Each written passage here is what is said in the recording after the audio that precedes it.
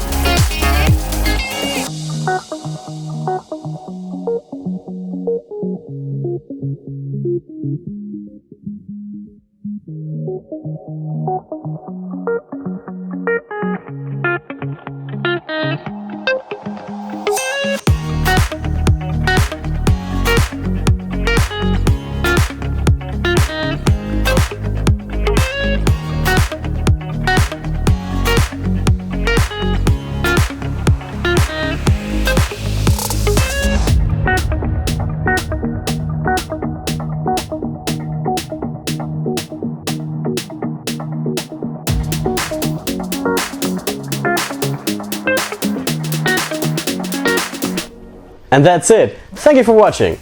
A huge shout out to the Grand Garage team and especially to Felix who helped us with the laser cutter. If you like this video, hit that like button. If you want to see more content like this one, check out our channel and maybe consider subscribing. See you guys next time.